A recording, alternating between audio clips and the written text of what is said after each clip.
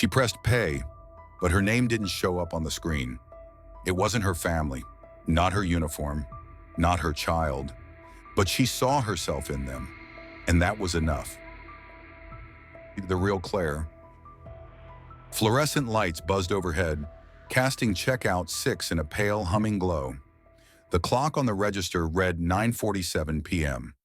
13 minutes left in her shift, and Claire was already mentally calculating how to stretch $38 until Friday. More pasta, toast for breakfast again, a couple apples for Tyler. Another customer stepped up to the conveyor belt. She didn't look up right away. Her hands moved automatically. But when she caught sight of the uniform, her spine straightened. An army jacket, neatly pressed. A woman holding a child. A boy around 4 clinging to her leg. Claire knew that look. Too well. She had seen it in her own eyes 5 years ago, when Derek left with an empty account and a note on the fridge. Since then, she had learned to recognize it instantly. Quiet fear, silent math. People who didn't calculate totals but limits. People who couldn't afford mistakes. "Good evening," Claire said with a polite half-smile. It sounded automatic, but her eyes were alive. The soldier nodded. "Good evening, ma'am." Claire began scanning items. Everything bare bones.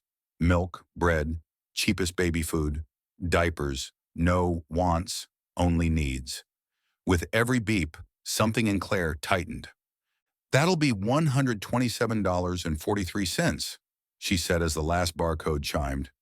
The woman handed over a card with the kind of hope Claire remembered too clearly. Hope that shatters quietly. Declined. "Might be a chip error. Happens sometimes. Let's try again." Second try. Then third. The line behind them started to shift. Someone exhaled audibly. The woman looked to her husband.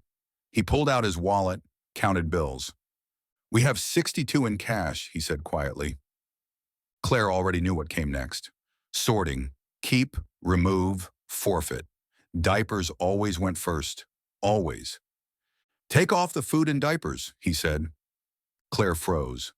Inside her, the cry of a 3-day-old Tyler echoed when formula ran out. She reached under the counter, inserted her card. The backup one. The one with just over 80 on it. PIN, pause, transaction approved. "You're all set," she said evenly. "Military cards sometimes glitch in our system. Happens." The boy looked up at her, and she realized she was still breathing, even though until now she hadn't been. The door was gray, no frills, just a plastic plaque. Human Resources. The letters were slightly worn, as if too many people had stared at them with the same cocktail of doubt, worry, and dread. Claire stood there, fists clenched so tightly her nails dug into her palms. 10:15 a.m. She had just started tagging new cereal stock when the loudspeaker called, "Claire Bennett to HR. Claire Bennett, please report to HR. No, please. No, when convenient." The tone was flat, businesslike, like a gavel. Something curled tight inside her. She knew. Of course she knew. That night at home, she tried to convince herself no one noticed, that the system wouldn't flag it, that the receipt would disappear into a sea of transactions. But the fear had settled under her skin. She knew sometimes the system notices, and when it does, kindness doesn't go unnoticed either. The hallway felt endless.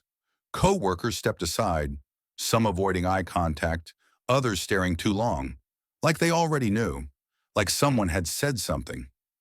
She walked like towards sentencing, not knowing if it was a warning, termination, fine, or all of it. At the door, she paused. Wanted to turn around, pretend she hadn't heard. But when all you have is a child and a paycheck, there's nowhere to turn. She knocked. "Come in," said a familiar voice. Bradley Walsh sat behind the desk. Everything looked the same. Paper stacks, monitors, desk calendar, company policies framed on the wall. But something in him was different. Shoulders tense, eyes not stern, restrained. "Have a seat, Claire." She sat upright, hands on knees. The voice inside her begged, "Say it first," before he does, but her tongue stuck. Do you know why you're here? I think so. Then say it. Pause. Yesterday, I helped. I paid for a family's groceries with my card. Long silence. Bradley didn't interrupt, just watched, then slowly nodded. You know that's a violation? Yes. And you did it knowingly? Yes. She braced for words that would crush everything. We regret to inform you. Or your employment. But instead, he opened a folder and said, then let me tell you why you're really here. The phone on his desk looked ordinary. Black handset, dusty screen, worn buttons. But Claire couldn't look away. Bradley laid a printed document in front of her, leaned forward, and spoke calmly. About an hour after your shift, I got a call from Bentonville, from the main office. Claire blinked. Her head felt blank. His voice sounded distant. A man named Mitchell Donovan called. Do you know him? She gave a barely perceptible nod. Her chest ached. He said he was a colonel, just returned from Afghanistan after an 18-month deployment. Said he tried to buy groceries for his family on his first day home and couldn't. Pause. But instead of walking out empty-handed, he got help. No questions, no pity, with dignity. Bradley looked her directly in the eye. He gave your name, described everything you did, even how you smiled at his son, like it was just another day. Claire's fingers trembled. She couldn't move. Then the regional VP called. Then the district manager. Said this wasn't just an incident. It was an example. He pulled another paper. So they created a new position, Southeast Regional Customer Experience Coordinator, staff training, military liaison, and they want you to fill it. Claire stared at the offer. Salary, nearly double. Local office, car, full health coverage. Everything she never dared promise Tyler. But I broke the rule, she whispered. Why? Bradley smiled for the first time. Because sometimes calls from the top don't come to punish. They come to thank. He handed her a pen. The phone screen showed the last incoming call, 10:58 p.m., exactly 11 minutes after her shift. Outside, the store ran as usual. Carts rolled, scanners beeped. Fresh bread hit the bakery trays. But inside Claire, something was misaligned, like the world had tilted slightly. No customer knew she nearly lost her job the day before, and none knew her life had changed instead. She told Tyler nothing, just kissed the top of his head before school and went to work. Same aisles, same tasks. But her movements carried new precision. Like after yesterday, there was no room for error. By 10 a.m., Lori from admin walked over. There's something for you at the desk. A letter. A white envelope, thick. The handwriting neat, angular. Inside, a folded sheet. No logo, no title, just words. Thank you for not letting my children remember their father's return as a day of denial. You gave me more than you can imagine. Sincerely, Monsieur Donovan. Claire gripped the paper in both hands. It smelled familiar, like office supplies and faint lotion. The scent of the resumes she once mailed 5 years ago, asking for a job. Now someone wrote back, for a deed. The shift continued, but things felt different. Co-workers lingered more, asked about hours, held her gaze longer, smiled genuinely. Even Chris from the meat section, who rarely spoke, muttered, that thing with the card, respect. That evening, at home, the doorbell rang. A deliveryman stood with a box, no invoice, just the Fort Stewart logo. Inside, a child-sized military backpack embroidered Tyler, an MRE box, and a note.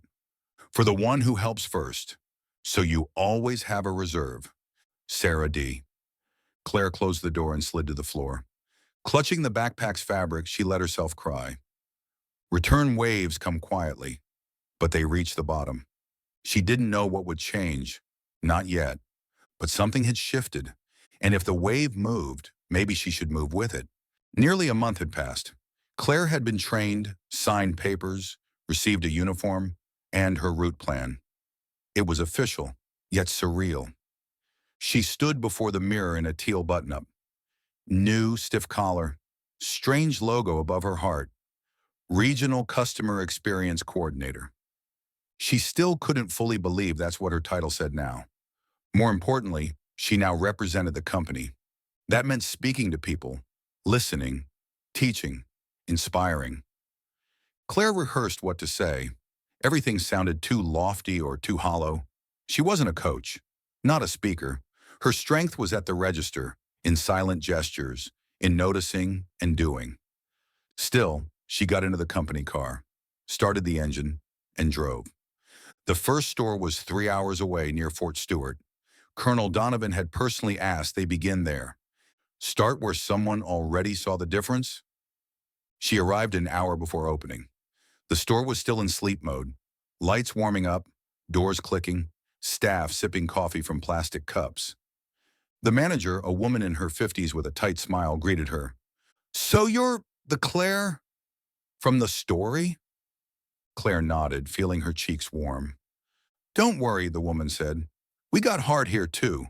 We just didn't know it was allowed." Inside, 20 staff members waited, some in uniforms, some in vests. A few nodded, a few crossed arms. Claire inhaled, walked to the table, set down a stack of handouts, then pushed them aside. "I won't read from notes," she said, "because what happened to me doesn't fit instructions." She met their eyes. "It started with a plastic card, but it's not about that. It's about standing in someone else's place. And once you see it, you can't not act." Silence. Then a woman at the back raised her hand. "But what if we get in trouble?" Claire smiled. "Sometimes you will, but sometimes it grows roots." 2 weeks later, Claire visited the third store on her list, the smallest one, tucked on the edge of a military town. Faded storefront, cracked tiles, a worn poster, smile at the customer. No one held trainings here. They just worked, quietly. Claire entered, bag on shoulder, still a little unsure she belonged in this role. By the door hung a board, Employee of the Month, vacant. At the counter stood a young woman named Nika. Nervously adjusting her hair, she asked, "Are you the Claire?" Claire nodded. She no longer felt surprised. The story had traveled fast. Someone shared a post. Someone whispered it, maybe even embellished.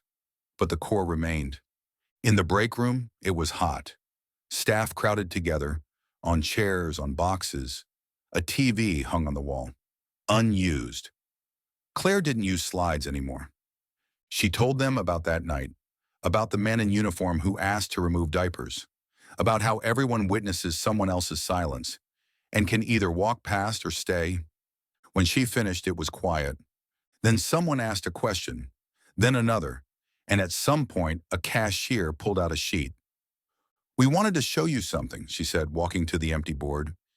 It was handmade, a printed photo, a short line of text taped in place. Claire Bennett, the one who did the impossible and simply moved on.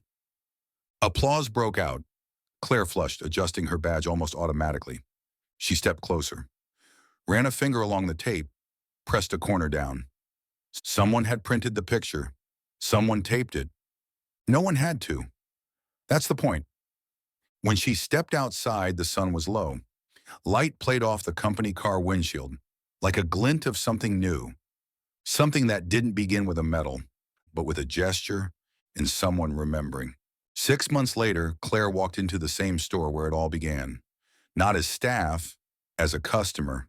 No badge, no plan, just a mother buying bread, milk, and a juice box for Tyler. She moved slowly between the aisles with the kind of quiet nostalgia that visits places where you left a part of yourself.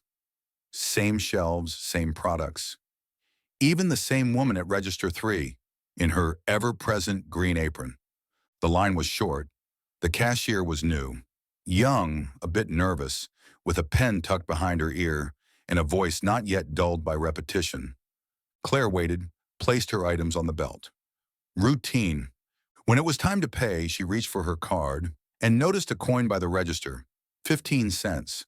Not in the change tray, but neatly set on a sticky note that read, If someone comes up short, take it.